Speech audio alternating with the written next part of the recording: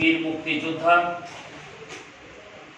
জননেতা ইসমাইল হোসেন বেঙ্গলের স্মরণে আজকে আলোচনা সভা এবং দোয়ার প্রথমেই আমরা তার প্রতি শ্রদ্ধা নিবেদন করে, তিনি যেহেতু রণাঙ্গনের বীর মুক্তিযোদ্ধা ছিলেন, ঢাকার বেঙ্গল কমান্ডার ছিলেন, মুক্তিযোদ্ধা সংসদের প্রতিষ্ঠাতা অন্যতম সহসভাপতি ছিলেন, সেই জন্য আমরা তার প্রতি শ্রদ্ধা নিবেদন করে 1 মিনিট দাঁড়িয়ে নিরাপত্তার মধ্য দিয়ে আমাদের কার্যক্রম শুরু করছি।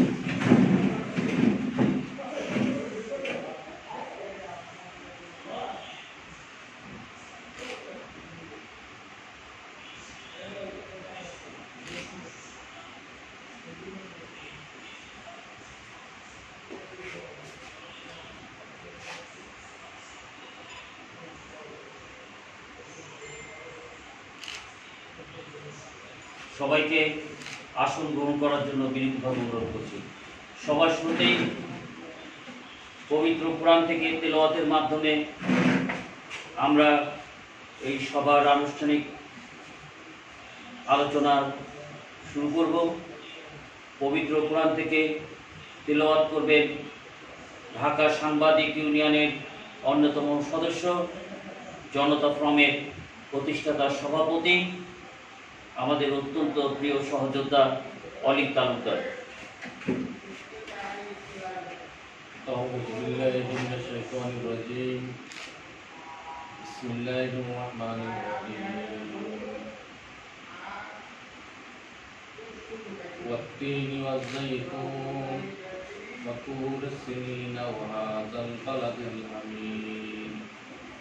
লাকাদ খালাকনাল ইনসানা ফি আহসানি তাকওয়িম সুম্মা রাদাদনাহু আসফালা সাফিলিন ইল্লাল্লাযীনা আমানু ওয়া আমিলুস সালিহাতি ওয়া লাহুম আজরুন গায়রু মামনুন।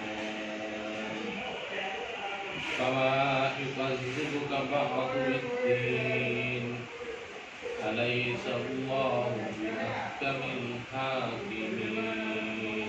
সাদাকাল্লাহুল আযীম। ধন্যবাদ।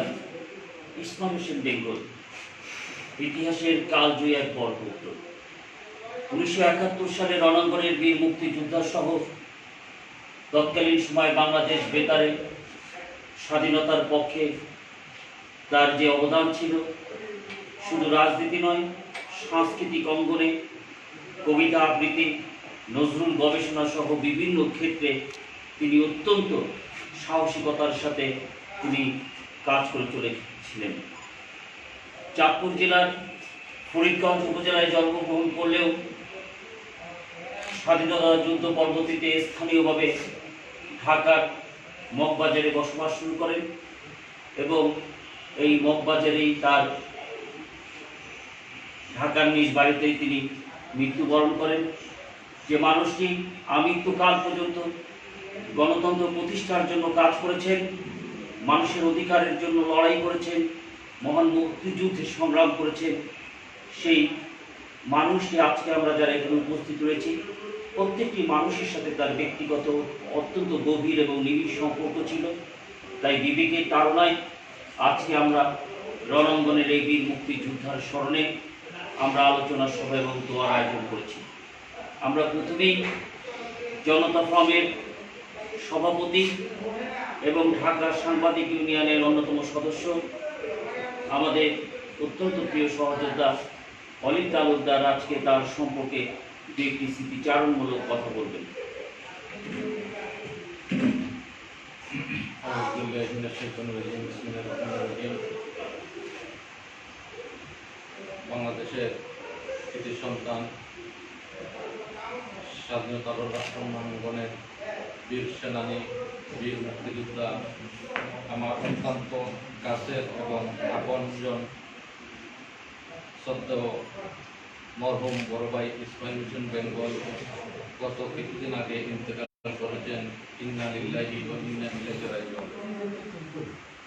আমি সর্বপ্রথমেই তাহার রূহের আত্মার মাগফিরাত কামনা করি। মহান আল্লাহ তাআলা যেন তাকে জান্নাতবাসী করেন। ওনার মৃত্যুর 3 দিন আগেও আমার সাথে দেখা হয়েছে। এর আগেও অনেকবার দেখা হয়েছে, অনেক প্রোগ্রাম করেছি, বিভিন্ন সেমিনারে, বিভিন্ন আলোচনা সভায় বা বিভিন্ন সংগঠনের বিভিন্ন সভায় ওনার সাথে সাক্ষাৎ হয়েছে। সেই সূত্রপাতে ওনার সাথে আমার অনেক স্মৃতিচারণ রয়েছে। এমনকি উনি আমার নিজের গ্রামের বাড়ি সিলেট মৌলভীবাজারেও গিয়েছেন বিভিন্ন সময়ে, বিভিন্ন কাজে। সে পাশাপাশি ওনার বাসস্থান, কর্মস্থল সব কিছু মিলিয়ে, যেহেতু মগবাজারে ওনার বাসা, আমার বাসাটাও মগবাজার ওয়াল্লাসে ওনার বাসার নিকটবর্তী। প্রায় সময় যে কোনো মুহূর্তেই আসার পথে যাওয়ার পথে ওনার সাথে সাক্ষাৎ হয়ে যেত। সাক্ষাৎ হলেই অত্যন্ত স্নেহ মমতা ভালোবাসা দিয়ে জড়িয়ে ধরতেন, সার্বিক বিষয়ে খোঁজখবর রাখতেন, খোঁজখবর নিতেন। চলার পথে, ওঠার বসার পথে সার্বিক বিষয়ে বিভিন্ন সুপরামর্শ দিয়েছেন। এই বীর সেনানী আজ আমাদের মধ্য থেকে চলে গেছেন মহান রব্বুল আলামিনের ডাকে সাড়া দিয়ে। তার অনেক স্মৃতিচারণ করতে গেলে অনেক সময়ের দরকার, যেহেতু আমরা একটি ছোট পরিসরে, ছোট আলোকে একটি ছোট আলোচনা সভা জাতীয় কৃষক শ্রমিক মুক্তি আন্দোলনের পক্ষ থেকে আয়োজন করা হয়েছে। সেই হিসেবে আমি সংগঠনকে আন্তরিক ধন্যবাদ ও মোবারকবাদ জানাচ্ছি, এবং আজ যারা আমরা এখানে উপস্থিত হতে পেরেছি তাহার সবাই দোয়া মাহিলে সবাইকে ধন্যবাদ ও কৃতজ্ঞতা জানাচ্ছি। পরিশেষে মহান আল্লাহ তাআলার নিকট শ্রদ্ধেয় বড় ভাই ইসমাইল হোসেন বেঙ্গলের তার রুহের আত্মার মাগফিরাত আবারও কামনা করছি। মহান আল্লাহ তাআলা যেন তাকে জান্নাত নসিব করেন। আমিন। ধন্যবাদ। আসলে অনেক তালুকদার অত্যন্ত সত্য কথা এবং অনেক গুরুত্বপূর্ণ তথ্য দিয়েছে। এই করোনাকালীন সময়েও আমরা দেখেছি, হঠাৎ করে একদিন রাত 11টার সময় ইসমাইল হোসেন বেঙ্গল ফোন দিয়ে জানতে চাইল, ছোট ভাই কোথায় আছো? আমি বললাম, আমি তো গ্রামের বাড়ি আছি। আমি তো কারোর জন্য কিছু করতে পারছি না, যত সামান্য আমার কাছে রয়েছে, তোমার যদি কোনো কেউ পরিচিত থাকে 2-1টি নাম দাও, আমি তাদেরকে বিকাশে কিছু আমার সুবিধা মতো কিছু অর্থ পাঠিয়ে দেব। আমি সেদিন তাকে 5 জনের নাম দিয়েছিলাম। পরবর্তীতে ওই 5 জনই আমাকে ফোন করে বলেছিল যে হঠাৎ করে একটি বিকাশ এসেছে এবং জানিয়েছে আপনি এই নামটি আমাদের কাছে দিয়েছেন। এভাবে কিন্তু বিভিন্ন দুর্যোগে, বিভিন্ন দুঃসময় তৃণমূল পর্যায়ের নেতাকর্মীদের পাশে থাকতেন তিনি, এবং একাগ্র সেই দুঃসময় অত্যন্ত সাহসিকতার সাথে তিনি সবসময় কথা বলেছেন, এবং তিনি কখনো ভয়ে ভীত হননি, কারণ রণাঙ্গনের একজন বীর মুক্তিযোদ্ধা ছিলেন তিনি শেষের দিকে অনেক স্বপ্ন দেখেছিলেন।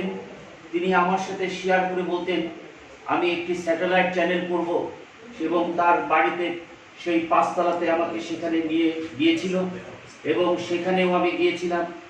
একটি সাংস্কৃতিক সংগঠন, তার সন্তান যার সভাপতি আহ্বান, সেখানে আমাকে দেখিয়েছিল, কিন্তু তার সেই স্বপ্নেই থেকে গেল। তিনি আমাদের মাঝ থেকে বিদায় নিয়ে চলে গেলেন।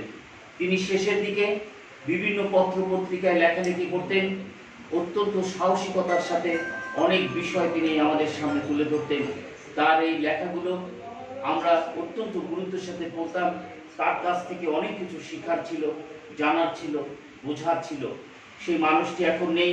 তিনি যে আদর্শ, যে উদ্দেশ্য, যে ভালোবাসা আমাদের কাছে রেখে গেছে, আমরা যদি সেটি ধারণ করতে পারি, বহন করতে পারি, আমি বিশ্বাস করি আমরাও প্রত্যেকেই দেশপ্রেমিক হিসেবে নিজেদেরকে গড়ে তুলতে পারবো। এখন আমাদের সামনে স্মৃতিচারণ করবেন এদেশের নতুন ধারার রাজনীতিতে একটি নতুন যিনি সূচনা করেছেন, তরুণদের হৃদয়ে যিনি স্বপ্ন বুনতে সক্ষম হয়েছেন, রাজনীতির পাশাপাশি তরুণদেরকে কর্মসংস্থান সৃষ্টির জন্য যিনি বিভিন্ন প্রকল্প সৃষ্টি করেছেন, সেই গণসাংস্কৃতিক দল বাকশতের প্রতিষ্ঠাতা, চেয়ারম্যান এবং পাট গবেষক পাট শ্রমিকদের নিয়ে, পাট শিল্প নিয়ে যিনি নিরন্তর কাজ করে চলেছেন, আমাদের সেই সর্দার শামসার মামুন, চাষি মামুনকে অনুরোধ করছি আজকে স্মৃতিচারণ করতে একটি কথা বলার জন্য।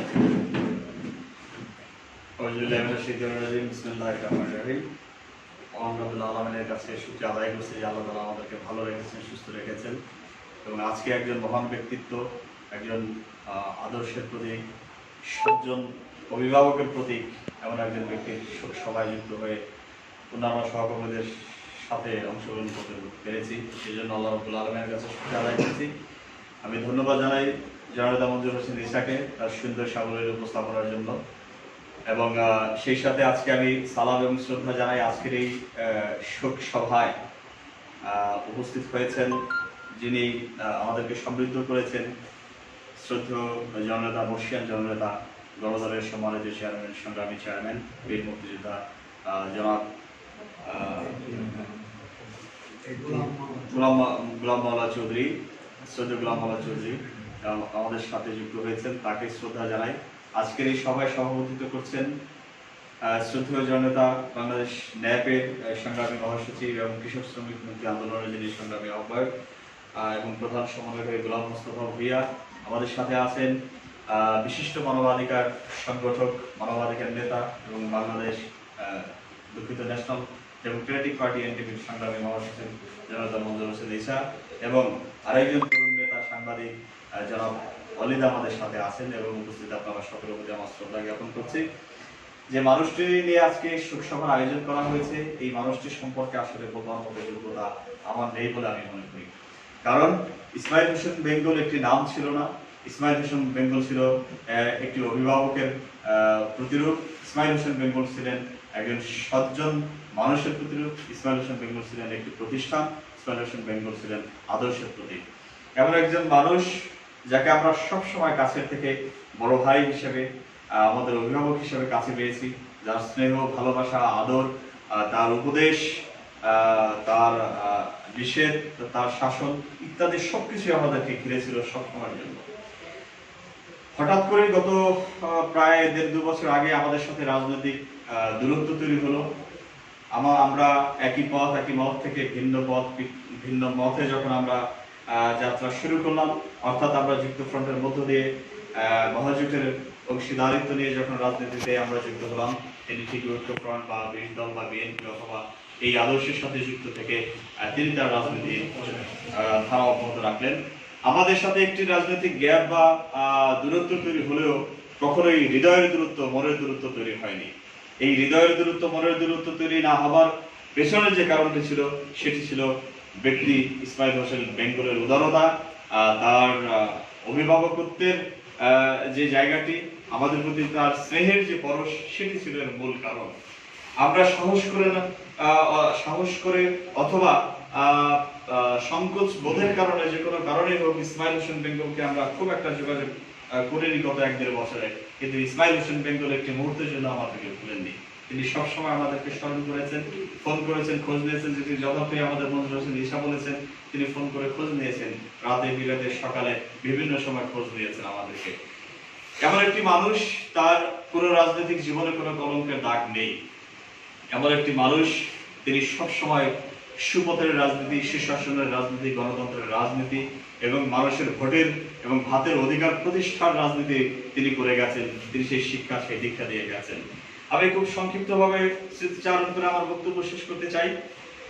আমার দুটি ঘটনা আজ খুব বিশেষ করে 3টি ঘটনা আমি আজ উপস্থাপন করতে চাই।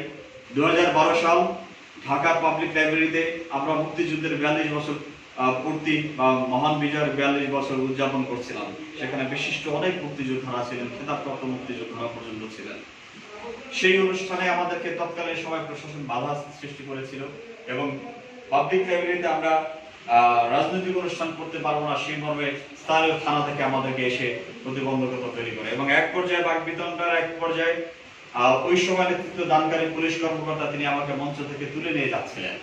সেই সময় আমি দেখেছি ইসমাইল হোসেন বেঙ্গলকে।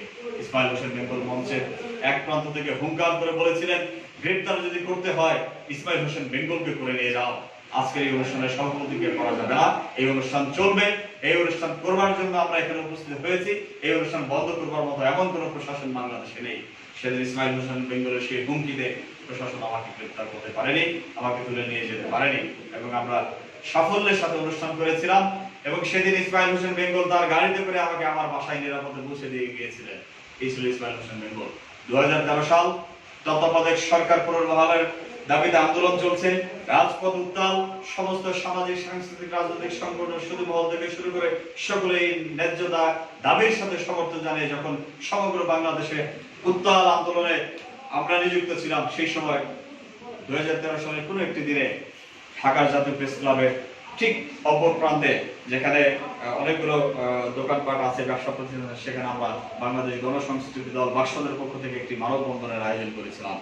ওই মানববন্ধনে মরহুম নেতা আসামা হান্নান শাহ, মরহুম নেতা শফিউল আলম প্রধান এবং মরহুম নেতা আজকে যাকে নিয়ে শোক সভা করছি আমাদের শ্রদ্ধেয় বড় ভাই ইসমাইল হোসেন বেঙ্গল সেখানে উপস্থিত ছিলেন। সেই অনুষ্ঠানের এক পর্যায়ে এসে পুলিশ আমাদের ব্যানার কেড়ে নিয়ে যায়, আমাদেরকে আহত করে, আঘাত করে, বিচ্ছিন্ন করে দেয়। আমরা সেই মানববন্ধন সফল করতে পারিনি। সেদিনও একইভাবে তৎকালীন সময় ওই দিন পুলিশ আমাকে তুলে নেবার জন্য, গ্রেপ্তার করবার জন্য সক্রিয় হলে ইসমাইল হোসেন বেঙ্গল এবং মরহুম শফিউল আলম প্রধান দুজনে আমার হাত ধরে তারা আমাকে তুলে নিয়ে প্রেস ক্লাবের মধ্যে নিরাপদ জায়গায় আমাকে অবস্থান করেন। এবং সেদিন তিনি বলেছিলেন, মামুন, বেঁচে থেকে ভোট এবং ভাতের অধিকারের আন্দোলন করতে হবে। আজকে সেই দিন নেই, নিজেকে উজাড় করে দিয়ে, বিসর্জন দিয়ে, নিজেকে মাইনাস করে কখনো এমন কোনো কর্মসূচি করা যাবে না যে কর্মসূচির মধ্য দিয়ে তুমি হাজারো সম্ভাবনার বাতিকে নিভিয়ে দেবে। সেদিন তিনি শিখিয়েছিলেন কিভাবে টিকে থেকে লড়াই করতে হয়, কিভাবে স্বাধিকার আন্দোলন, সার্বভৌমত্বের আন্দোলনকে এগিয়ে নিতে হয়, কিভাবে স্বাধীনতা রক্ষার আন্দোলন করতে হয়, কিভাবে ভোটের আন্দোলন করতে হয়, কিভাবে তরুণ প্রজন্মকে সঠিক রাজনৈতিক পথে পরিচালিত করবার আন্দোলন করতে হয়, সেই শিক্ষা আমাদেরকে দিয়েছিলেন। সর্বশেষ অতি সম্প্রতি তার মৃত্যুর বেশ খুব অল্প কয়েকদিন আগের কথা আমি বলছি, বোধ হয় সেটা 10 থেকে 15 দিন হবে। যেটি শুরুতেই বলছিলাম যে জোট মহাজোটের রাজনীতিতে সমীকরণে তার সাথে আমাদের একটি দূরত্ব তৈরি হয়েছিল। 1 বছর পরে প্রায় তিনি আমাকে ফোন করলেন। তখন সকাল 6:30 কি 7টা হবে, আমি তার কল ধরতে পারিনি। আমি 8টার দিকে তাকে কল ব্যাক করলাম, সালাম বিনিময় করলাম। তিনি আমাকে শুরুতেই বললেন, মামুন, তোমাকে আমি স্বপ্নে দেখেছি, আমার মনটা মানেনি, তোমাকে ফোন করলাম, তুমি কেমন আছো? আমার ছোট্ট ভাইটি কি কোনো বিপদে আছে, কোনো সংকটে আছে? তুমি কেমন আছো সেটি আগে আমাকে বলো। ওনার প্রথম কথা ছিল, তুমি কেমন আছো? কতটুকু সহৃদয়বান ব্যক্তি হলে, কতটুকু আপন হলে, কতটুকু রাজনৈতিক ঊর্ধ্বের মানুষ হলে তিনি আমাকে শুরুতেই জিজ্ঞেস করেন যে তুমি কেমন আছো? আমি তোমাকে স্বপ্নে দেখেছি, আমার মনে হচ্ছে তুমি কোনো সংকটে আছো, কোনো সমস্যার মধ্যে আছো, তুমি আমাকে বলো। আমি সেদিন তাকে বলেছিলাম যে শুধু আলহামদুলিল্লাহ, আল্লাহ আমাকে ভালো রেখেছেন, আমার কোনো সংকট নেই। আমার সংকট একটি, যে রাজনৈতিক এই জোট মহাজোটের রাজনীতিতে আমরা আপনার সাথে দূরত্ব আমাদের তৈরি হয়ে গেছে, সেটি আমার সংকট। সম্পর্ক পুনরুদ্ধার করা অথবা এই আপনার স্নেহ পাওয়া, সেটি হলো আমাদের মূল সংকট, মূল চাওয়া। তিনি অনেক কথা বলেছিলেন, প্রায় 20 থেকে 22 মিনিট তিনি আমাকে কথা বলেছিলেন, বিভিন্ন বিষয়ে কথা বলেছিলেন। দিন শেষে তিনি বলেছিলেন, মামুন, চলার পথে রাজনীতিতে কখনো আদর্শচ্যুত হবে না, কখনো নিজের ন্যায়কে, নিজের নীতিকে, নিজের দর্শনকে কখনো বিসর্জন দিবে না। তুমি ন্যায়ের পথে থাকবে, অন্যায়ের সাথে আপোষ করবে না। তুমি আওয়ামী লীগে থাকো, মহাজোটে থাকো, বিকল্প ধারায় থাকো, যেখানেই থাকো, যুক্ত ফ্রন্টে থাকো, তুমি কখনো বিচ্যুত হবে না। তোমার যে আদর্শ, তোমার মধ্যে যে প্রেরণা আছে, দর্শন আছে, সেটিকে তুমি কন্টিনিউ করে যাবে। আজ হোক কাল হোক তরুণ প্রজন্ম সেটি বুঝবে, তোমরা একসাথে এগিয়ে যাবে। তিনি সেদিন অনেক সহকর্মীদের কথা বলেছেন, ইভেন আমার দুপাশে দুজন সহকর্মী আছেন রাজনৈতিক, তাদের কথা সেদিন বলেছিলেন, তোমরা একসাথে চলো, তোমাদের তরুণদের জয় অবশ্যম্ভাবী। আজকে সেই মানুষটিকে স্মরণ করছি, শ্রদ্ধা জানাচ্ছি। আল্লাহ তাআলা, আমি বলবো যে অকালেই আল্লাহ রাব্বুল আলামিন বোধহয় আমাদেরকে বড় ভাই শূন্য করলেন, আমাদের মাঝ থেকে তাকে নিয়ে গেলেন। আমি এই যে শূন্যতা আর এই যে গ্যাপ, এটি আসলে ভাষা প্রকাশ করে বলতে পারবো না কতটুকু শূন্য হৃদয় এখন আমাদের বিরাজ করছে। আজকের এই দিনে তাকে শ্রদ্ধা জানাচ্ছি, তাকে আল্লাহ তাআলা যাতে বেহেশত নসিব করেন সেই দোয়া জানাচ্ছি। এবং আমি পরিশেষে একটি কথা বলতে চাই, যে যুক্ত ফ্রন্টের সাথে আমরা ছিলাম, যে যুক্ত ফ্রন্টের সাথে আমরা এখনো হয়তো প্রচ্ছন্নভাবে আছি, কিন্তু থাকা নয়। আমরা বলতে চাই এই ইসমাইল হোসেন বেঙ্গলোরের স্বপ্ন ছিল যুক্ত ফ্রন্ট করবেন, আমাদের সহকর্মীদের সাথে যুক্ত হয়ে রাজনীতি করবেন, কিন্তু যখনই তার কাছে মনে হলো যে আদর্শচ্যুত রাজনীতি এবং ধন দৌলতের রাজনীতি, ক্ষমতার রাজনীতির মোহে যখন যুক্ত ফ্রন্ট আদর্শচ্যুত হয়ে গেল, তিনিও কিন্তু সেই জায়গা থেকে ফিরে এলেন। অর্থাৎ আমি আজকের দিনে বলতে চাই যে প্রতারণার শিকার যুক্ত ফ্রন্টের মধ্য দিয়ে বাংলাদেশের জাতীয় রাজনীতি হয়েছে, যে প্রতারণার শিকার আমরা রাজনৈতিক এই সরল হৃদয়ের মানুষগুলো হয়েছি। আমাদের সাথে যে প্রতারণা করা হয়েছে সেই প্রতারণার সবসময় সেই প্রতারণার ব্যক্তিত্ব ছিলেন ইসমাইল হোসেন বেঙ্গল। আজকের দিনে বলতে চাই আমাদের সাথে আমাদের প্রতারণা যেমনি করা হয়েছে, তেমনি আমরা বলবো যে আমাদের সরলতার সুযোগ নিয়ে রাজনৈতিক ব্ল্যাকমেইল আমাদেরকে করা হয়েছে যুক্ত ফ্রন্টের মধ্য দিয়ে। এই বিচার জনগণের কাছে দিলাম, এই বিচার আমরা আল্লাহ রাব্বুল আলামিনের কাছে দিলাম। নিশ্চয়ই আল্লাহ তাআলা ন্যায়ের পক্ষে আছেন, ন্যায় বিচার তিনি প্রতিষ্ঠা করেছেন, করবেন, এবং আমাদের মধ্যে দিয়ে সেই ন্যায় প্রতিষ্ঠিত হবে। আগামী দিনে আমরা নতুন ধারার রাজনীতি করতে চাই। এই নতুন ধারার রাজনীতি করবার লক্ষ্যে জাতীয় যুক্ত ফ্রন্ট গঠনের মধ্যে দিয়ে এখানে সৈয়দ গোলাম মোল্লা চৌধুরী আছেন, তিনি একজন বর্ষিয়ান জননেতা, বীর মুক্তিযোদ্ধা। আমি তাকে আহ্বান জানাই, আসুন সকলে মিলে জাতীয় যুক্ত ফ্রন্টের মধ্য দিয়ে নতুন ধারার রাজনীতির সূচনা করে প্রতারণার দুর্বৃত্তায়নের রাজনীতিকে আমরা বর্জন করি এবং সকলে মিলে একটি সুখী সমৃদ্ধ বাংলাদেশ, ন্যায়ের বাংলাদেশ গড়ে তুলি। মরহুম ইসমাইল হোসেন বেঙ্গলের প্রতি আমার বিনম্র শ্রদ্ধা। তার আত্মার শান্তি পাক, বেহেশত নসিব করে আল্লাহ রাব্বুল আলামিন। আমাদের সকলকে আল্লাহ রাব্বুল আলামিন সুস্থ রাখুক, সেই প্রত্যাশা জানিয়ে আজকে এই শোক সভায় আমার বক্তব্য শেষ করি। ধন্যবাদ সকলকে। আসসালামু আলাইকুম ওয়া রাহমাতুল্লাহ। ধন্যবাদ। সর্দার শামসুল মামুন অনেক স্মৃতিচারণ করলেন, অনেক অজানা তথ্য আমাদেরকে জানাবেন। প্রত্যেকের কাছে এরকম অজস্র তথ্য রয়েছে। যেদিন আমরা 20 দলীয় জোট থেকে যুক্ত ফ্রন্টে গিয়েছিলাম, শামসুল মামুন বলছিলেন যে এই 1-1.5 বছরে আদর্শগত কারণে কিছুটা বিচ্ছিন্ন ছিলাম। তবে আমি বলবো, আমি যুক্ত ফ্রন্টে গেলেও এক মুহূর্তের জন্য তার সাথে বিচ্ছিন্ন ছিলাম না। প্রতি মুহূর্তেই তার সাথে আমার একটি সখ্যতা ছিল, সম্পর্ক ছিল। প্রায় বাসায় যেতাম, কথা বলতাম, একসাথে বিভিন্ন বিষয়ে পরামর্শ করতাম, বিভিন্ন বিষয়ে আমাকে পরামর্শ দিতেন, দিক নির্দেশনা দিতেন। তার কাছ থেকে বিভিন্ন পরামর্শ, দিক নির্দেশনা, রাজনৈতিক দর্শন, দেশপ্রেম, বিভিন্ন বিষয় আজকে আমরা জেনেছি, শিখেছি। আজকে আমরা আশা করব জননেতা ইসমাইল হোসেন বেঙ্গলের জীবনের বিভিন্ন বিষয় আমরা যারা তার খুব কাছের মানুষ, তারা সবাই মিলে আগামী বছর প্রথম মৃত্যুবার্ষিকীর আগে তার জীবনে প্রত্যেকেই যদি আমরা আমাদের জীবনের ছোট ছোট স্মৃতি লিখে একটি মলাট বন্ধ করি, তাহলে ইসমাইল হোসেন বেঙ্গল কেমন মানুষ ছিলেন, কেমন ব্যক্তিত্ব ছিলেন, এই বিষয়টি আগামী প্রজন্মের কাছে পৌঁছে যাবে। আমরা এ পর্যায়ে এমন একজনেরকে আমরা আমন্ত্রণ জানিয়েছি, সেই রণাঙ্গন থেকে শুরু করে প্রত্যেকটি জায়গায় যে মানুষটির সাথে প্যারালালভাবে তিনি সুদীর্ঘ এই 49 বছরের রাজনীতির যোগাযোগ রয়েছে। রণাঙ্গনের আরেকজন বীর মুক্তিযোদ্ধা, বাংলাদেশের রাজনীতিতে যিনি গণতন্ত্র, ন্যায়সঙ্গত আন্দোলন করার জন্য বহু সংগ্রাম, আন্দোলন সময় দিয়েছে, সেই সময়ের সাহসী বীর যোদ্ধা, বর্তমান যিনি গণদলের প্রতিষ্ঠাতা চেয়ারম্যানের দায়িত্ব পালন করছেন, আমাদের সেই গোলাম মোল্লা চৌধুরী এখন স্মৃতিচারণ করবেন।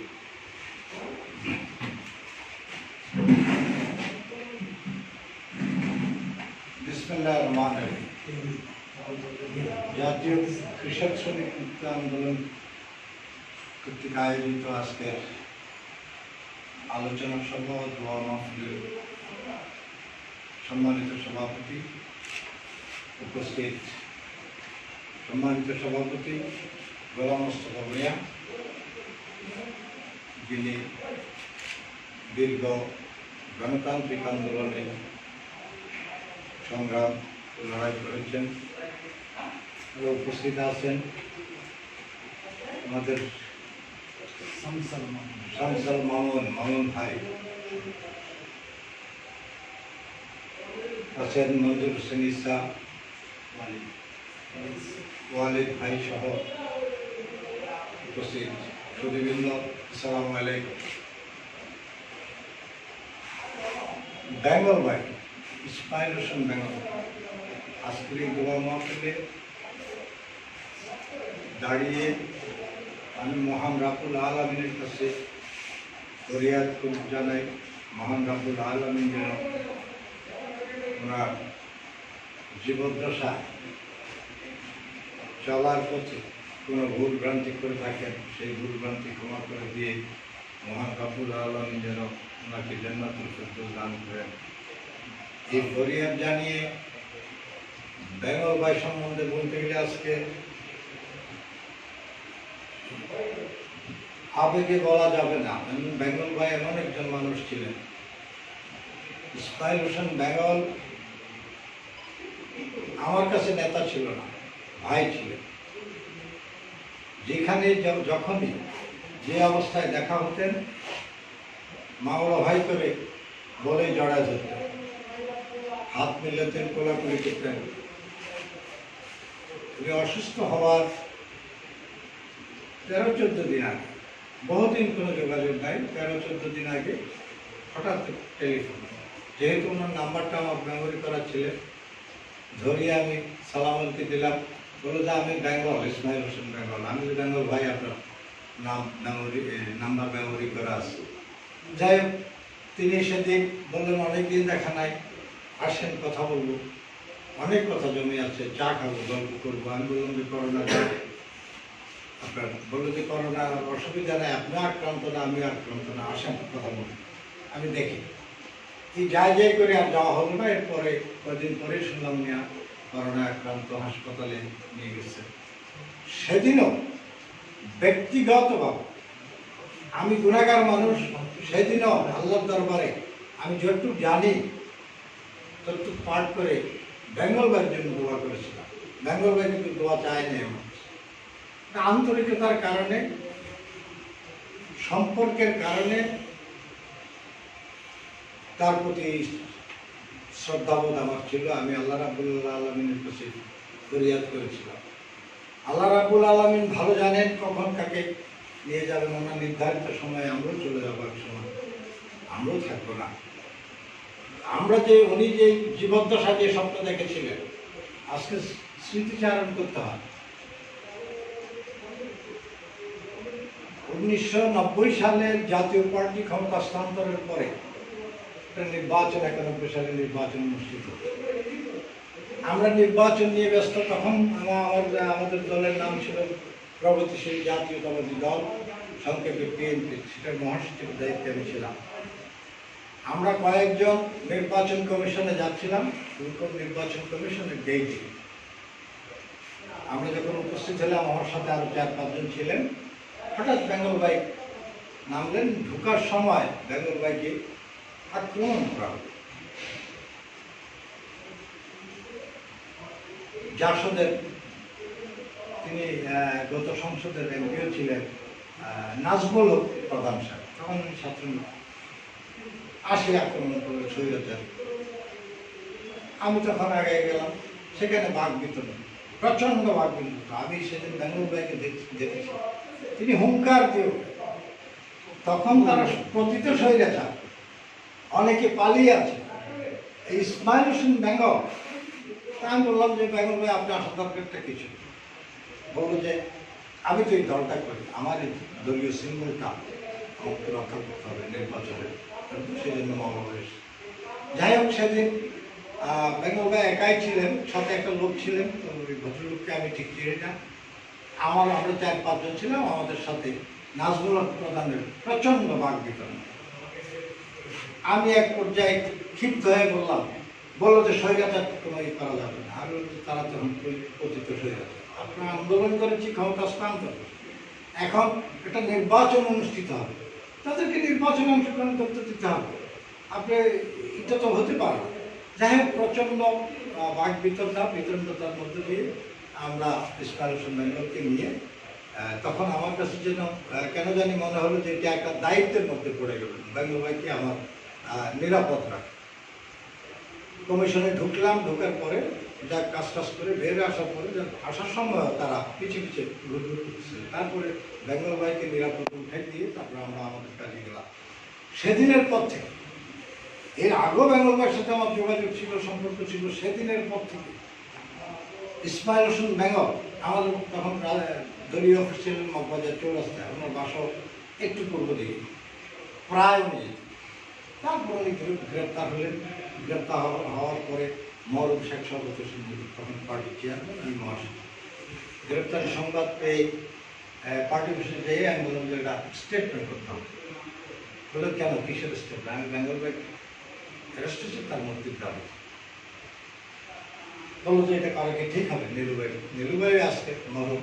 আমি বলবো যে ঠিক হবে না কেন, ইসমাইল হোসেন বেঙ্গল তো স্বৈরাচারের সাথে ছিল, আমরা বলি স্বৈরাচার, কিন্তু তিনি তো কোনো লুণ্ঠনের সাথে ছিলেন না।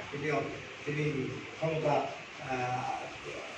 মন্ত্রিত্ব গ্রহণ করেন নাই, দুর্নীতির সাথে ছিলেন না, একজন রাজনৈতিক কর্মী, প্লাস তিনি একজন মুক্তিযোদ্ধা।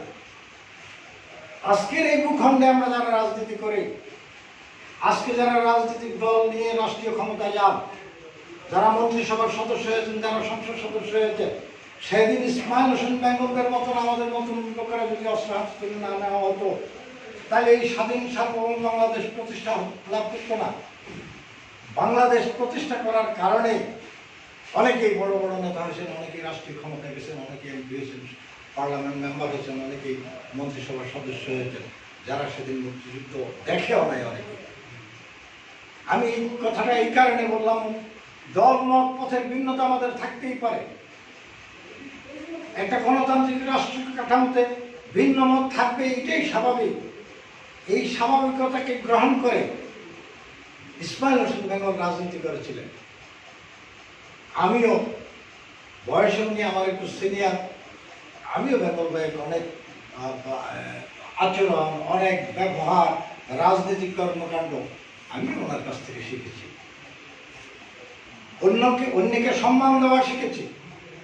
একদিন তিনি বলেছিলেন, যদি আপনি কাউকে সম্মানিত করেন, আল্লাহ রাব্বুল আলামিন আপনাকে কাউকে না কাউকে দিয়ে সম্মানিত করবেন। আর যদি আপনি অন্যায়ভাবে কাউকে অপমান অপদস্থ করেন, কখনো না কখনো কোনো না কোনো সময় আপনিও অপদস্থ হবেন কারো না কারোর মাধ্যমে। সুতরাং এই যে শিক্ষাটা, এই কথাটা আজকে তরুণ প্রজন্ম তো এটা শুনেই না, জানেও না। এই জন্য উনি বলছেন সম্মান দিতে হবে যে যে দলই করে। এই যে মত এবং পথের ভিন্নতা থাকার পরেও একজনের সাথে একজনের সৌহার্দ্যপূর্ণ সম্পর্ক, যেটা ইসমাইল হোসেন বেঙ্গলের কাছে ছিল, সেটা অনেকের কাছে। আমরা যুদ্ধে অনেকেই অংশগ্রহণ করেছি, অনেকেই অহংকার করি, তো সেই অহংকারটা বেঙ্গল ভাইয়ের মধ্যে ছিল না। যাই হোক, বেঙ্গল ভাই সম্বন্ধে বলতে গেলে অনেক কথা বিচ্ছিন্নভাবে অনেক আলোচনা করতে হবে। আমি বেঙ্গল ভাইকে এইভাবে দেখি, বেঙ্গল ভাই যেই দলেই অবস্থান করেন না কেন, যেখানেই তিনি ছিলেন না কেন, কিন্তু একটা জিনিস তিনি বলতেন, বাংলাদেশি জাতীয়তাবাদকে সমুন্নত রাখতে হবে, ধর্মীয় মূল্যবোধটাকে সমুন্নত রাখতে হবে, আমার রাষ্ট্রের স্বাধীনতা এবং সার্বভৌমত্বের ব্যাপারে কখনো আপোষ করা যাবে না। আমরা স্বাধীনতার লড়াই করেছিলাম, আমরা দেশ স্বাধীনতা অর্জন করেছি, এই স্বাধীনতা রক্ষা করতে হবে, বিশ্বের মানচিত্রে বাংলাদেশকে মাথা উঁচু করে দাঁড়াতে হবে। একদিন বললেন, মাওলা ভাই আপনি মন্ত্রী হলেন বা আমি মন্ত্রী হলাম, কে মন্ত্রী হলো কে হলো না সেটা বড় কথা নয়। এই পৃথিবীর মানচিত্রে বাংলাদেশকে মাথা উঁচু করে দাঁড়ানোর জন্য সার্বক্ষণিক কাজ করতে হবে। আমাদের প্রেরণাই ছিল, আমাদের প্রতিজ্ঞাই ছিল, স্বাধীনতার যে প্রতিজ্ঞা আমরা করেছিলাম, স্বাধীনতার যে লড়াই আমরা করেছিলাম, এই লড়াই কি ছিল? একটা গণতান্ত্রিক রাষ্ট্রীয় কাঠামো বিনির্মাণ করার জন্য, মানুষের ভোটের অধিকার প্রতিষ্ঠার জন্য আমরা লড়াই করেছিলাম। আমরা একটা স্বাধীন সার্বভৌম মানচিত্র পেয়েছিলাম। কখনো আধিপত্যবাদী শক্তির কাছে মাথা নত করা যাবে না। তিনি একজন আধিপত্যবাদ বিরোধী এবং আগ্রাসনের বিরুদ্ধে প্রতিবাদী ছিলেন। আমি আমার ছোট্ট একটা ঘটনার কথা বলে আমি আমার বক্তব্য শেষ করতে চাই। আমি যখন জাতীয় পার্টিতে ছিলাম, ফেনী নদীর পানি নিয়ে সংকট চলছিল। ফেনী নদীর থেকে জোরপূর্বক ভারতীয়রা আমাদের প্রতিবেশী রাষ্ট্র ভারত পানি উত্তোলন করে নিয়ে যাচ্ছে। রামগড় থেকে আমলিঘাট পর্যন্ত প্রায় 36টা গভীর পাম্প বসিয়ে তারা পানি উত্তোলন করে নিয়ে যাচ্ছে। তখন আমি বললাম যে ফেনী নদী একটি মাত্র নদী, যে নদী বাংলাদেশের উৎপত্তি বাংলাদেশ ভূখণ্ড দিয়ে প্রবাহিত হয়ে বঙ্গোপসাগরে মিলিত হয়েছে। এটা নিয়ে অনেক বিতর্ক আছে, অনেকে অনেক বিতর্ক করেন। আমি বেঙ্গল ভাইয়ের সাথে একদিন দেখা হলো, বেঙ্গল ভাই বলল যে আমি দেখছি আপনি ফেনী নদী নিয়ে কাজ করছেন, খুব ভালো কাজ। আমার যদি কোনো অংশগ্রহণ করার সুযোগ থাকে, প্রয়োজন মনে করেন আপনি রাখবেন। সেদিন আমি চেষ্টা করেছি একটি লং মার্চ করার জন্য। সেটা আঞ্চলিক, অনেকে আঞ্চলিক সমস্যার কথা বলেছিলেন, আমি এটাকে জাতীয় সমস্যা হিসেবে নিয়ে আসার জন্য সাবেক রাষ্ট্রপতি হুসাইন মোহাম্মদ এরশাদের নেতৃত্বে একটা লং মার্চ করেছিলাম। বেঙ্গল ভাইয়ের সাথে আমার পল্টনের এই রাস্তা বিজয়নগর পানি ট্যাঙ্কি, এখান দিয়ে আমি হেঁটে আসছি, বেঙ্গল ভাইয়ের সাথে দেখা। বেঙ্গল ভাই ধরে বললো যে মামলা ভাই, আমি আপনার সমস্ত কর্মকাণ্ড ফেনী নদীকে কেন্দ্র করে আমি দেখছি, কিন্তু খুব ভালো কাজ করতেছে, তবে এটাতে ঝুঁকিও আছে। আমি বলবো যে আপনি তো বলছেন ঝুঁকি কে ইয়ে করার সাহসিকতা, সে বললো যে সেটা আমি জানি, কিন্তু ঝুঁকি আছে কৌশলের মধ্য দিয়ে, সংগ্রাম। যে মামুন সাহেব যে কথাটা বললেন, আপনাকে নিরাপদ রেখে, আপনাকে সেফ রেখে আন্দোলনকে এগিয়ে নিতে হবে। সেই জন্য কখনো কখনো কৌশল অবলম্বন করবেন, আপনি নিরাপদে থাকবেন। আপনার মতো নতুন লোক যদি দোয়া করেন, শেষ পর্যায়ে বেঙ্গল ভাইকে আমি দেখেছি পাঞ্জেগানা নামাজ থেকে আরম্ভ করে কোরআন তেলাওয়াত, কোরআনের যে তাফসীর, অনেক মাওলানা সাহেবকে আমি দেখি নাই এত পরিশুদ্ধ কোরআনের তাফসীর করতে পারেন। তিনি সেদিন আমাকে সাহস দিয়েছিলেন। তিনি বলছিলেন আধিপত্যবাদের বিরুদ্ধে, আগ্রাসনের বিরুদ্ধে রুখে দাঁড়াতে হবে। আপনার এই আন্দোলনের মধ্য দিয়ে, যদিও জাতীয় পার্টি থেকে আমি বেরিয়ে এসেছি বিতর্ক, সেই বিতর্কে আমি আজকের এই আলোচনায় আনবো না, তবুও আপনি আজকের একটা বৃহত্তম রাজনৈতিক দল তার নেতাকে নিয়ে যে আপনি যখন আন্দোলন শুরু করেছেন, জাতীয়তাবাদী শক্তি এক সময় না এক সময় এটাকে, এই আন্দোলনটাকে এগিয়ে নেবে। আপনি সূচনা, আপনি ফাউন্ডার হিসেবে থাকবেন। মাওলানা আব্দুল হামিদ খান ভাসানী ফারাক্কা মিছিল করেছিলেন, আপনি এটার উপকার হিসেবে এক সময় না এক সময় আপনার ইতিহাসে আপনার নাম আসবে। আমি বলছিলাম বেঙ্গল ভাই আপনি আন্তরিকভাবে দোয়া করবেন। বললো যে আমি অবশ্যই দোয়া করি, আমি সার্বক্ষণিক আপনার সাথে আপনার এই কর্মকাণ্ডের এই আন্দোলনের খোঁজখবর নিই। এই যে আন্তরিক একজন মানুষ আজকে বাংলাদেশের রাজনীতিতে খুব অনুপস্থিত, পাওয়া খুব দুষ্কর। আমরা ব্যক্তি স্বার্থে, দলীয় স্বার্থে উঠতে পারি না, আমরা ভালো পরামর্শ অন্যকে দিতে পারি না। আজকে এই জন্য জাতির খুব কষ্ট হয়। বেঙ্গল ভাইদের মতন লোক, আমি শুরুতেই বলছি, যেই দলেই আমরা করি না কেন, যেই পথেরই আমরা হই না কেন, জাতীয় স্বার্থের ব্যাপারে, স্বাধীনতা সার্বভৌমত্বের ব্যাপারে আপসীন একজন জননেতা ছিলেন ইসমাইল হোসেন বেঙ্গল। আমি আমার আলোচনা দীর্ঘায়িত করতে চাই না, বলতে গেলে অনেক কথা, কথার শেষ নেই। সেই 91 থেকে মৃত্যুর আগ পর্যন্ত বেঙ্গল ভাইয়ের সাথে যে সম্পর্কটা, এই সম্পর্কটা ভুলেন না, অনেক ইতিহাস। যেদিন বেঙ্গল ভাই গ্রেপ্তার হলো, আমি যে কথাটা বলতেছিলাম, স্টেটমেন্ট করলাম, সেই স্টেটমেন্ট নিয়ে আজকে তো অনেক সুবিধা আছে, অনেক সুযোগ আছে, ইমেল আছে, এটা আছে, ওইটা আছে। তখন টাইপ মেশিন দিয়ে টাইপ করে নিয়ে প্রেস রিলিজ দিয়ে পত্রিকায় যেতে হতো। আমি গোলাম মাওলা চৌধুরী সেদিন এই স্টেটমেন্ট নিয়ে আমি নিজে গিয়েছিলাম কয়েকটি পত্রিকায়। আমি অবজারভারে গিয়েছিলাম, আমি খবরের নিজাম সাহেবের কাছে গিয়েছিলাম। নিজাম সাহেব আমার বললো যে শেষ পর্যন্ত স্বৈরাচারের মুক্তির দাবিতে মাওলা ভাই আপনি এসেছেন। আমি স্বৈরাচারের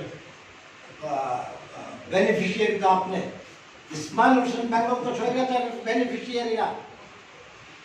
এই নিউজটা মিজান ভাই আপনাকে ছাপতে হবে, প্রথম পাতায় ছাপতে হবে। তখন সে আমার দৃঢ়তা দেখে বললো যে আপনাদের নিউজ তো আমরা করি, তবে বেঙ্গল সাহেবের নিউজ আমি আপনাকে করবো, আমি না ফার্স্ট পেজে করবো। এই যে একটা দাবি নিয়ে আমি নিজে গিয়েছিলাম। তারপরে তিনি জেলখানা থেকে পত্রিকা সংবাদ পেয়েছিলেন, পড়েছিলেন। বেরোয় আসার পর, মুক্তি পাওয়ার পর, তিনি একদিন মিষ্টি নিয়ে আমাদের পার্টি অফিসে যায় হাজির। নীলুবা বললো যে মিষ্টি কেন? বললো যে আমি কারাগারে যাওয়ার পর একমাত্র রাজনৈতিক দল যারা এরশাদ বিরোধী আন্দোলন করেছে, স্বৈরাচার বিরোধী আন্দোলন করেছে, সেই দলের মহাসচিব আমার মুক্তির দাবি করেছেন। দল কত বড় সেটা বড় কথা নয়, প্রথম তিনি আমার মুক্তির দাবি করেছেন, সেটা পত্রিকা অবজারভার সহ দৈনিক খবর সহ অনেক পত্রিকা ছাপা হয়েছে। আমি কারাগারে থেকে এই সংবাদ পড়েছি। সেদিন আমার মন অনেক বড় হয়েছে, আমি মাওলা ভাইকে মিষ্টি খাওয়াবো। এবং 91 সালে আমাকে যখন নির্বাচন কমিশনের অফিসে আমার উপর আক্রমণ হয়, এই গোলাম মাওলা চৌধুরী আমার পাশে দাঁড়িয়েছিলেন। আমি মিষ্টি ছাড়া আসতে পারি না। আমরা সবাই হাসাহাসি করি, তারপরে ওনার সাথে মুখ মিলামিলি করে বললাম যে মিষ্টির তো দরকার নেই, আমরা তো সহযোদ্ধা সহ এই গণতান্ত্রিক আন্দোলনে আমরা একসাথে থাকবো, আজকে তো আপনারা স্বৈরাচার না। যাই হোক, অনেক ইতিহাস ওনার স্মৃতিচারণ করে শেষ করা যাবে না।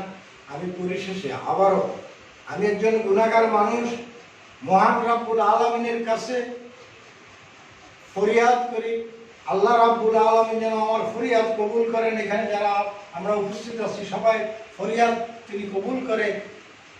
জনাব ইসমাইল হোসেন বেঙ্গল, আমাদের বেঙ্গল ভাইকে তার জীবনের সমস্ত ভুল ভ্রান্তি, চলার পথে রাজনৈতিক জীবনে, সহকর্মীদের সাথে পারিবারিক জীবনে যদি কোনো ভুল করে থাকেন, সেই ভুলগুলা সমস্ত ভুল ভ্রান্তি ক্ষমা করে দিয়ে মহান রাব্বুল আলামিন যেন ওনাকে জান্নাতুল ফেরদৌস দান করেন। এই মুনাজাত করে, এই আবেদন রেখে মহান রাব্বুল আলামিনের কাছে আমি আমার বক্তব্য শেষ করছি। খোদা হাফেজ, সবাইকে ধন্যবাদ। ধন্যবাদ। অনেক দীর্ঘ স্মৃতিচারণ শুনলাম এবং অনেক অজানা কথা শুনলাম। রাষ্ট্রীয়ভাবে আমাদের জননেতা ইসমাইল হোসেন বেঙ্গলকে সেদিন সম্মান জানিয়ে দাফন করা হয়েছে এবং যেদিন ইসমাইল হোসেন বেঙ্গলের মৃত্যু সংবাদ শুনেছিলাম, কিছুক্ষণ পরেই আরেকজন রাজনীতিবিদ, প্রখ্যাত সাংবাদিক ফেরদৌস আহমেদ কুরাইশির মৃত্যু সংবাদ পেলাম। তার ঘণ্টা দুয়েক যেতে না যেতে ভারতের প্রথম বাঙালি রাষ্ট্রপতি প্রণব মুখার্জি, তার মৃত্যুর সংবাদ পেলাম। একই দিনে এরকম 3টি মৃত্যু আসলে শুধু বাংলাদেশ নয়, ভারত উপমহাদেশে একটি শোকের ছায়া নেমে এসেছিল। আজকে আমাদের এই দীর্ঘ আলোচনার এখন একবারে শেষ প্রান্তে। আমাদের জাতীয় কৃষক শ্রমিক মুক্তি আন্দোলনের যিনি প্রতিষ্ঠাতা আহ্বায়ক, বাংলাদেশ ন্যাপের সংগ্রামী মহাসচিব, এদেশে একজন কলম যোদ্ধা, বিভিন্ন বিষয় যিনি জাতীয় আন্তর্জাতিক বিষয়ে অত্যন্ত গুরুত্বপূর্ণ কলম রেখে বাংলাদেশ এবং জাতিকে সমৃদ্ধ করছেন এবং গণতান্ত্রিক আন্দোলন সহ মানুষের ভাত এবং ভোটের অধিকার, তেল, বিদ্যুৎ, গ্যাস যারা এই ধরনের সকল অধিকারের আদায়ের যিনি রাজপথে যোদ্ধা হিসেবে কাজ করে চলেছেন, কৃষক শ্রমিক মেহনতি মানুষের পক্ষে যিনি কথা বলছেন, সেই আমাদের প্রিয় এম গোলাম মুস্তফা ভূঁইয়া এখন তার সমপরি বক্তব্য রাখবেন। বিসমিল্লাহির রহমানির রহিম। ৭১ রণাঙ্গনের বীর মুক্তিযোদ্ধা জাতীয় বীর ইসমাইল হোসেন বেঙ্গল আমাদের ছেড়ে চলে গেছেন। তার অমর স্মৃতির প্রতি গভীর শ্রদ্ধা নিবেদন করি। ইসমাইল হোসেন বেঙ্গল সম্পর্কে একজন মুক্তিযোদ্ধা, জাতীয় বীর, গণদলের চেয়ারম্যান জনাব এইচ.এম. গোলাম মাওলা চৌধুরী, বাংলাদেশ গণসংস্কৃতি দলের chairman Sardar Shamsul Mamun, national democratic party এনডিপির মহাসচিব ও মুক্তি আন্দোলন যুগ্ম আহ্বায়ক সাংবাদিক অমিত তালুকদার সিদ্দিকী স্মৃতিচারণ করেছেন। এভাবে আসলে স্মৃতিচারণ করতে গেলে অনেক সময় স্মৃতিচারণ করতে হবে। আমি স্মৃতিচারণ আমি আর যাচ্ছি না। আমার কাছে যেটি মনে হয়েছে, ইসমাইল হোসেন বেঙ্গল তার রাজনীতিতে বরাবরই প্রতারণার শিকার হয়েছে। ইসমাইল হোসেন বেঙ্গল ব্যক্তিগতভাবে একজন স্বাধীন চেতা মানুষ ছিল। আমরা যখন ছাত্র রাজনীতি করি, এরশাদ বিরোধী আন্দোলনের সাথে আমরা সম্পৃক্ত। মাওলানা ভাইয়ের তো অবশ্যই মনে থাকার কথা, কারণ ওই সময়টা মাওলানা ভাইয়ের অফিস ছিল মগবাজার মোড়ে। ঢাকা শহরে তখন চিকা লেখার একটা প্রবণতা ছিল। রাজনীতিতে একটা মানে প্রসিদ্ধ কাজ ছিল চিকা মারা। ঢাকা শহরে বিভিন্ন জায়গায় চিকা দেখা যেত। বেঙ্গলের নাঙ্গল, এরশাদি মঙ্গল। অথচ সেই ইসমাইল হোসেন বেঙ্গল কিন্তু জাতীয় পার্টির, ক্ষমতাসীন জাতীয় পার্টির ফসল ভোগ করতে পারেন। সেই সময়টাই কিন্তু তিনি এমপি অথবা মন্ত্রী কিছুই হতে পারেন। তখনও তিনি মানে ক্ষমতাসীন জাতীয় পার্টির থেকে প্রতারিত হয়েছে। 88 সালে তাকে নমিনেশন দেওয়া হয়েছিল, কিন্তু সেই নমিনেশন ক্যান্সেলও করা হয়েছে। দেখেন যে দলটি উনি করতেন সেখানে আনুগত্যের প্রশ্ন কিন্তু ইসমাইল হোসেন বেঙ্গল অবিচল ছিল। 90-এর এরশাদ পতনের পর যখন এরশাদ সাহেবের হাজার শত শত মন্ত্রিসভার পাল ছিল, জাতীয় পতাকা যারা উড়িয়েছেন, সুবিধা ভোগ করেছেন, লুপ্তরাজের সাথে জড়িত ছিলেন, কেউ কিন্তু সেদিন পার্টির দুর্দিনে এরশাদের পাশে ছিলেন। মিজানুর রহমান চৌধুরী তখন ভারপ্রাপ্ত চেয়ারম্যান, জাতীয় পার্টির চেয়ারম্যান হোসেন মোহাম্মদ এরশাদ এবং বেগম রওশন এরশাদ দুজনেই তখন, রওশন এরশাদ নজরবন্দি মানে গৃহবন্দী, এরশাদ তখন জেলখানায়। জাতীয় পার্টির সাবেক প্রধানমন্ত্রী, সাবেক উপরাষ্ট্রপতি সবাই পলাতক। নির্বাচন কমিশনে যাওয়ার মতো একজন পিওনও জাতীয় পার্টিতে তখন ছিল না। মিজানুর রহমান চৌধুরী সেই চিঠি নিয়ে যিনি নির্বাচন কমিশনে উপস্থিত হয়েছিলেন তার নাম হচ্ছে ইসমাইল হোসেন বেঙ্গল। তো স্বাভাবিকভাবে আমরা যারা স্বৈরাচার বিরোধী আন্দোলন করেছি, আমাদের মধ্যে টকবগে রক্ত গরম আজমূলক প্রধান ভাইরা স্বাভাবিকভাবেই, যেহেতু মাত্র পতনের পরেই নির্বাচন, সেখানে কিন্তু গোলাম মোল্লা চৌধুরী একজন রাজনৈতিক কর্মী হিসেবে মনে করেছে যে ফয়সালা হয়ে গেছে, পতন হয়ে গেছে, এখন নির্বাচন, এখন আর প্রতিহিংসার রাজনীতির প্রয়োজন নেই। সে কিন্তু ইসমাইল হোসেন বেঙ্গলের পাশে এসে দাঁড়িয়ে। দেখেন মানে দুর্ভাগ্য হচ্ছে সেই সময়টাও কিন্তু তিনি প্রতারিত হলেন।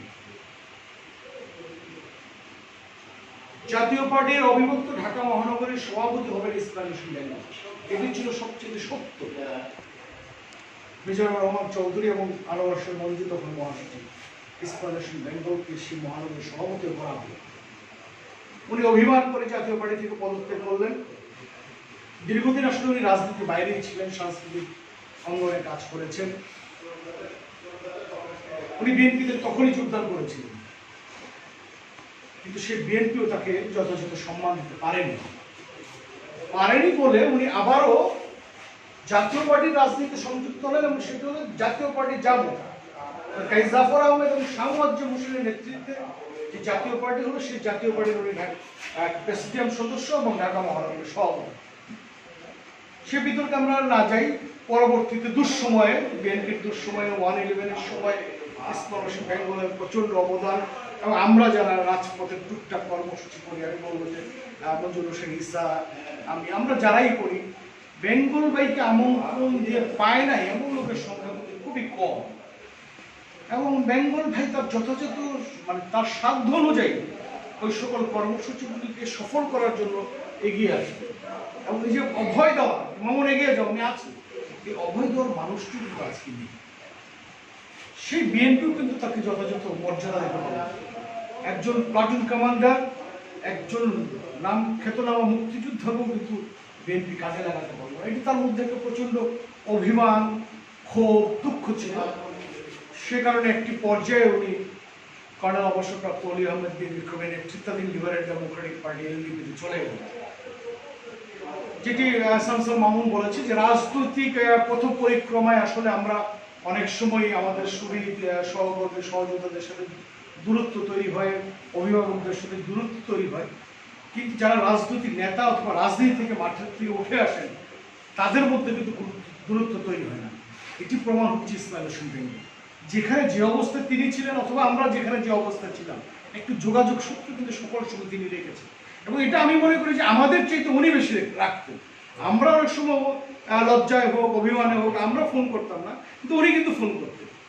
যেটি এই যে করোনাকালীন সময়ে আমাদের নেতারাও যখন আমাদের খবর নেন না, তখন কিন্তু ইসমাইল হোসেন বেঙ্গল অনেকের খবরই নিয়েছে। ইসমাইল হোসেন বেঙ্গলের সবচেয়ে বড় ব্যর্থতা আমি যেটি মনে করি, সেটা বাংলাদেশের জাতীয় রাজনীতিতে আজকে যে কুসংস্কার, সেটি তো তোলবাজি। সেই তোলবাজি উনি করতে পারেননি বলেই হয়তো যথাযথভাবে বৃহৎ দলগুলোকে তার যথাযথ মূল্যায়ন করতে ব্যর্থ হয়েছে। আরেকজন ইসমাইল হোসেন বেঙ্গল কিন্তু তারা তৈরি করতে পারতেন। আরেকজন ইসমাইল হোসেন বেঙ্গলের মতো উদার মানুষ, সাহসী মানুষ তৈরি করা খুব কঠিন। 2013 সালে যে ঘটনা শামসুল মামুনের সাথে ঘটেছে, একই ধরনের ঘটনা আমাদের অনেকের সাথেই ঘটেছে। সেই সময় আমরা আসলে রাজপথে প্রচুর প্রোগ্রাম করেছি। আমরা যে কোনো দলই, বিশেষ করে মাওলানা ভাসানীর মৃত্যুবার্ষিকী, মশিউর রহমান যাদব মিয়ার মৃত্যুবার্ষিকী, সব কিছুতেই মানে আমরা অনেক সময় বেঙ্গল ভাইকে হয়তো ভুলে দাওয়াতও দেয়নি, কিন্তু বেঙ্গল ভাই কিন্তু খবর পেয়ে ফোন করেছে, কি মুস্তফা দাওয়াত কিন্তু পাই নাই, কিন্তু মাওলানা ভাসানী তো তোমার নেতা না, মাওলানা ভাসানী আমারও নেতা, উনি উপস্থিত হয়েছেন। এই যে উদারতা, আজকে আমরা যারা 2 দিনের, আমি গ্রামের ভাষায় বলতে চাই, মাওলানা যে 2 দিনের বৈরাগী, ভাতারে বলে অন্য, মানে আমরা সিনিয়রদেরকে তো সম্মান করিই না, বরং সিনিয়ররা আসলে অনেক সময় নিজেদেরকে বিব্রত মনে করি যে না আসাটাই কিন্তু ভালো। এখানে ইসমাইল হোসেন বেঙ্গল একেবারে পরিপূর্ণ একজন মানুষ। বাংলাদেশের জাতীয় রাজনীতিতে আমাদের একটি সৌভাগ্য হয়তো যে এই ধরনের মানুষগুলোর সাথে আমরা মিশতে পেরেছি। আমার কেন জানি মনে হয় যে বাংলাদেশের আগামী দিনের যে রাজনীতি, যে দুঃসময়, যে দুর্বৃত্তায়ন, যে দুর্নীতির কারণে কালো থাবায় রাজনীতি ক্ষতবিক্ষত, সেখানে ইসমাইল হোসেন বেঙ্গলদের মতো মানুষরা যখন চলে যাচ্ছে, এই যে শূন্যতা, এই শূন্যতা আগামী প্রজন্ম, আমাদের পরবর্তী প্রজন্ম পূরণ করতে পারবে কিনা আমি জানি না। এই শূন্যতার কারণে যেটি হবে যে রাজনীতি আর রাজনীতিবিদদের হাতে থাকবে না। রাজনীতি ক্রমান্বয়ে এখনই যেটি সর্বশেষ একটি পরিসংখ্যানে এসেছে যে 66% হচ্ছে এই পার্লামেন্টে, 66% হচ্ছে ব্যবসায়ী, ব্ল্যাক মানি হোল্ডার। আমি মনে করি যে আগামী 5 বছর পর, সেটা আওয়ামী লীগ বলি, বিএনপি বলি, বড় রাজনৈতিক দল যারা রাষ্ট্র ক্ষমতা যেতে চান, তাদের 100% হয়তো ব্যবসায়ীদের হাতেই চলে যাবে। এইখানে ইসমাইল হোসেন বেঙ্গলদের এই যে অবদান, এবং ইসমাইল হোসেন বেঙ্গলদের সাথে আমরা যারা আমাদের অবস্থান থেকে কাজ করার সুযোগ পেয়েছি, আমাদের মনে হয় যে একটি ইসমাইল হোসেন বেঙ্গলের শোক সভায় আমাদের একটি কাজ করা উচিত। সেটা হলো আগামীতে আমরা করোনা সংকট কেটে গেলে একটি বড় ধরনের শোক সভা করা যায় কিনা আমাদের সাধ্য অনুযায়ী এটি চিন্তা করা। আরেকটি চিন্তা করা, যেটি শামসান মামুনও বলেছেন, যে অন্তত দুর্নীতি এবং দুর্বৃত্তায়নের বিরুদ্ধে আমরা যে রাজনৈতিক দল যেখানেই করি না কেন, এই দুর্নীতি এবং দুর্বৃত্তায়নের বিরুদ্ধে একটি জনমত তৈরি করার জন্য, মানুষকে সচেতন করার জন্য এবং সরকারকে সহযোগিতা করার জন্য আমরা বলতে চাই যে মাননীয় প্রধানমন্ত্রী, আপনি যে কাজটা করতে চান দুর্নীতিবাজদের কারণে সেটা করতে পারেন না, সুতরাং দায়িত্ব কিন্তু আপনাকে বহন করতে হবে। কারণ পৃথিবীর ইতিহাস প্রমাণ করে বেগম খালেদা জিয়ার সরকারের ব্যর্থতার দায়িত্ব কিন্তু বেগম খালেদা জিয়াকে বহন করতে হয়েছে। যারা ব্যর্থ করার জন্য চেষ্টা করেছেন তারা কিন্তু কেউ নাই বেগম খালেদা জিয়ার পক্ষে।